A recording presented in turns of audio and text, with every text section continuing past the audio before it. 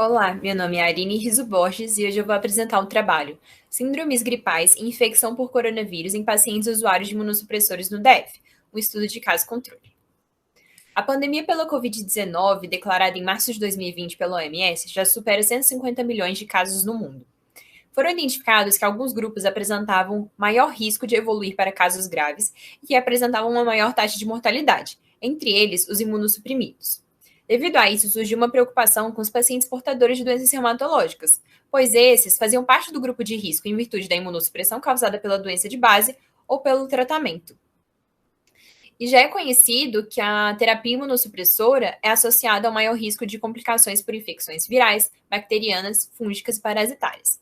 Apesar disso, dados da China e da Itália até março de 2020 não apresentavam relatos de casos graves de Covid-19 em pacientes com uso de imunossupressores ou imunobiológicos, indicando que esses não possuem um maior risco de complicações do que a população em geral.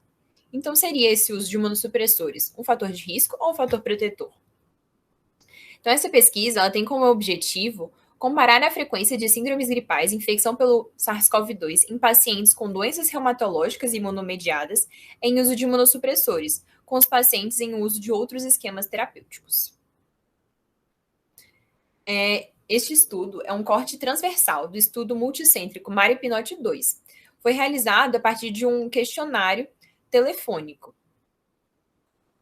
Foram um total de 5 contatos telefônicos realizados durante um período de 12 semanas, sendo que esses foram iniciados entre março e maio de 2020.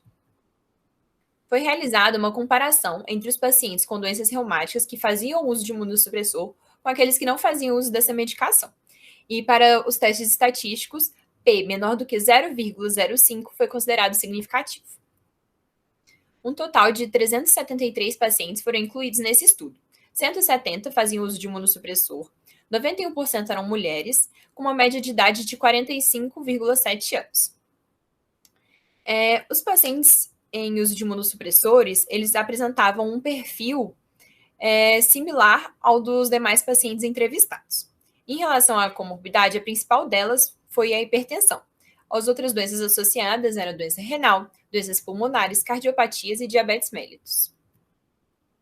Em relação ao tipo de imunossupressor utilizado, a maioria fazia uso de azathioprina ou metotrexato, seguido de micofenolato de mofetil, leflunomida, ciclofosfamida oral e pulsoterapia de ciclofosfamida. Ocorreram um total de 5 confirmações laboratoriais de Covid-19, sendo 2 no grupo em uso de imunossupressor e 3 no grupo controle. Ocorreu um caso de internação em cada um dos grupos e não ocorreram óbitos durante o estudo.